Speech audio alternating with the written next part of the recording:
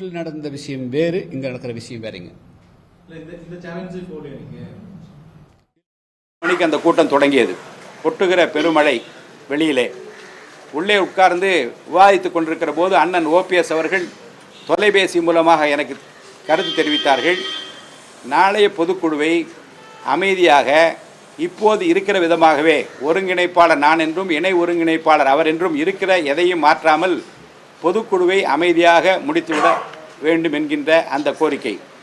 அடுத்து அதே பொதுக்குழுவில் அருமையண்ணன் எடப்பாடி அவர்கள் விரும்புகிற 20 பேரை 20 முன்னணி தலைவர்களை, இந்த கட்சிக்காக உழைத்தவர்கள், வரலாறு தெரிந்த 20 பேரை அவரே நியமித்துக் கொள்ளட்டும். அந்த 20 பேர் பெயர்களை அதே பொதுக்குழுவை நாளே அறிவிக்கட்டும்.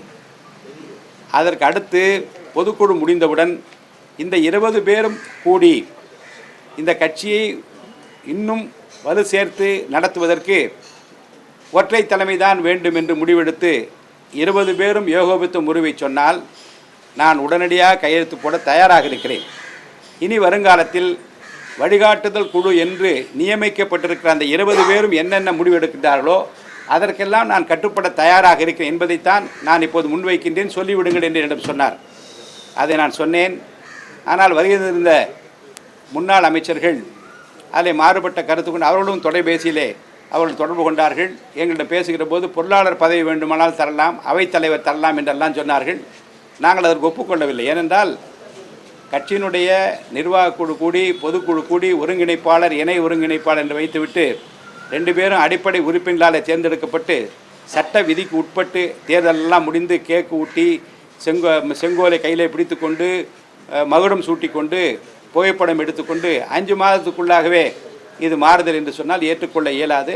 அண்ணன் சொல்லுவது போல வழிகாட்டு குழு நியமித்து அவர்கள் சொல்லுகிறபடி நடந்து கொள்வது சிறப்பாக இருக்கும் என்று எடுத்து சொன்னோம். ஆனால் அதை ஏற்றுக்கொள்ளவில்லை.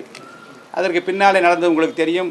பொதுக்குழுவுக்கு நாங்கள் சென்றது, அவர்கள் பாட்டில் அடித்தது, பல்வேறு பிரச்சனைகளுக்கெல்லாம் ஆளானதெல்லாம் உங்களுக்கு தெரியும். அதற்கு பிறகு 2 இடங்களிலுமிருந்து விரும்பத்தகாத நிகழ்வுகளெல்லாம் நடைபெற்றது.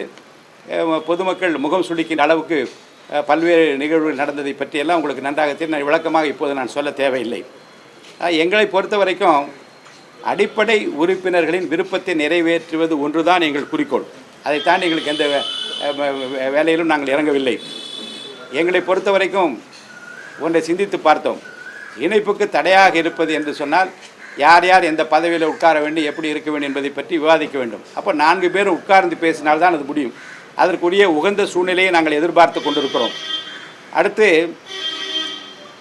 தேர்தலுக்கு முன்பாகவே எதிர்வருங்காலத்தில் நாங்கள் பிஜேபியோடு தான் இருப்போம் என்று அண்ணன் ஓபிஎஸ் அவர்கள் சொல்வதும் சகோதரர் தினகரன் சொல்வதும் எங்களை பொறுத்த வரைக்கும் இப்போதைக்கு அது ஏற்புடையது அல்ல.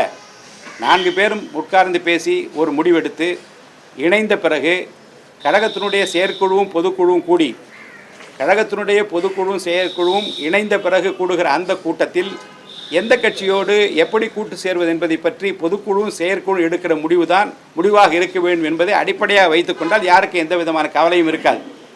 இணைகிற போதே இப்படித்தான் இருக்க வேண்டும் என்ற நிர்பந்தங்களை தவிர்க்க வேண்டும் என்பதும் எங்களுடைய உள்ளத்திலே இருக்கிறது.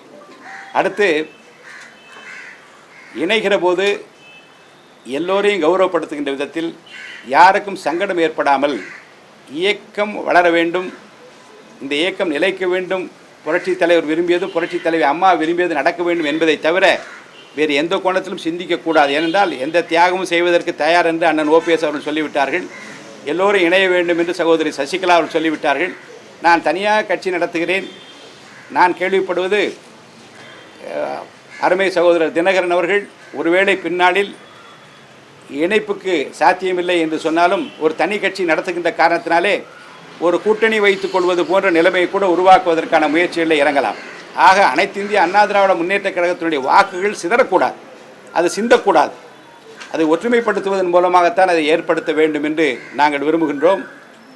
ஏனென்றால் ஒரு 4 நாளைக்கு முன்பாக ஒரு கடிதம் அண்ணன் என்னிடம் காட்டினார். ரொம்ப வேதனையாக இருந்த ஒரு 4 பக்க கடிதம் எழுதியிருக்கிறார். வரலாறு கட்சியினுடைய எப்படி தோன்றியது, எவ்வளோ கஷ்டப்பட்டார்கள், யார் யார் இறந்தார்கள், எந்தெந்த இடத்துல தாலியை விட்டெல்லாம் அந்த கட்சியை நடத்துவதற்கு யார் கஷ்டப்பட்டு என்றதெல்லாம் எழுதிவிட்டு அவர் கேட்டார், திமுக எதிர்ப்பு தான் எங்களுக்கு அடிப்படையே இந்த கட்சியில் நாங்கள் சேர்ந்ததற்கு, இப்போதும் இருப்பதற்கு அதுதான் காரணம். ஆனால் அண்ணன் எடப்பாடி அண்ணன் ஓபிஎஸ் அவர்களை பற்றி சொல்லுகிற போது திமுக ரகசிய கூட்டணி என்று சொல்கிறார். இவர் அவரை பற்றி இல்லை இல்லை அவர்கள் தான் ரகசிய கூட்டணி என்று அவர் சொல்கிறார். அப்போ நாங்கள் எங்களை போன்ற தொண்டர்கள் ஏதும் அறியாத தொண்டர், எதையும் அனுமதிக்காத தொண்டர்கள் நாங்கள் என்ன நினைக்கிறோம் என்றால், காலாகாலமாக திமுக எதிர்ப்பு என்று வந்தோமே, இப்போது திடீரென்று இவர் திமுகவோட ரகசிய கூட்டணி இவரும் சொல்கிறார் அவரும் சொல்கிறார், இந்த கட்சியை நம்பி எப்படி நாங்கள் திமுக எதிர்ப்பது என்கின்ற எண்ணம் எங்களுக்கு வந்து கொண்டிருக்கிறது என்கின்ற வேதனையோடு ஒரு கடிதத்தை கொடுத்திருக்கிறார். அடுத்த கேள்வி கேட்கிறார், திமுக எதிர்ப்பு தான் எங்கள் உள்ளத்திலே இருக்கிறது, எங்கள் உடம்பிலே ஓடிக்கொண்டிருக்கிறது என்று சொன்னால், அந்த திமுக வலுவாக எதிர்ப்பது ரெண்டு பேரும் தயாராக இல்லை என்று ஒருவரை ஒரு குற்றம் சாட்டி கொண்டால் நாங்கள் வேறு வழியை ஏன் சிந்திக்கக்கூடாது என்று கடிதத்தை முடித்திருந்தார். உள்ளபடியே சொல்கிறோம், கண்ணீர் வடிக்காத குறைதான் வேதனைப்பட்ட. ஏனென்றால் அவர் சொல்வதிலே அடிப்படை கருத்து இருக்கிறது. ஆக இந்த கட்சி 1.5 கோடி தொண்டர்கள் 2 கோடி தொண்டர்கள்லாம் சொல்லிவிட்டு வாக்கு சதவீதத்தையும் பெற்றிருக்கிற வாக்களை எப்படி கூட்டி பார்த்தாலும் கூட எந்த இடத்திலும் அது அவர்கள் பொருந்தி இருக்கிற அந்த உறுப்பினர்களுக்கான வாக்களை கூட பெற முடியாத நிலையில் அனைத்து இந்திய அண்ணா திராவிட முன்னேற்ற கழகம் இருக்கிறது என்ற வேதனை எங்களுக்கு எல்லாம் இருக்கிறது.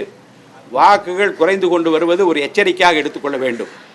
வாக்கு சிதறி இருப்பதை ஒரு எச்சரிக்கையாக எடுத்துக்கொள்ள வேண்டும். உண்மையிலேயே இந்த கட்சி நிலைக்க வேண்டும் என்று 4 தலைவர்களும் விரும்பினால், இந்த கட்சி தான் தங்களை வளர்த்து ஆளாக்கி உருவாக்கி அழகு பார்த்தது என்பது உண்மையானால், நிச்சயமாக 4 பேரும் இணைவதற்குரிய தேதியை குறிப்பிட்டு கலந்து பேசி அமர்ந்து அந்த முடிவை எடுக்க வேண்டும்.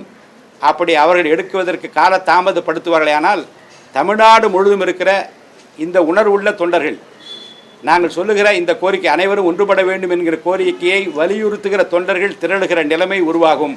அதை பற்றிய விளக்கங்களை எல்லாம் அருமை சகோதரர் உங்களுக்கு தெரிவிப்பார்கள். உங்களை எல்லாம் சந்திப்பதிலே மகிழ்ச்சி அடைகின்றோம். தூய உள்ளத்தோடு தொண்டு உள்ளத்தோடு இதில் இறங்கி இருக்கிறோம். உங்களுடைய அன்பையும் ஆதரவையும், பொதுமக்களின் அன்பையும் ஆதரவையும், தொண்டர்களின் அன்பையும் ஆதரவையும் நாங்கள் வணங்கி விரும்பி கேட்டுக்கொள்கிறோம்.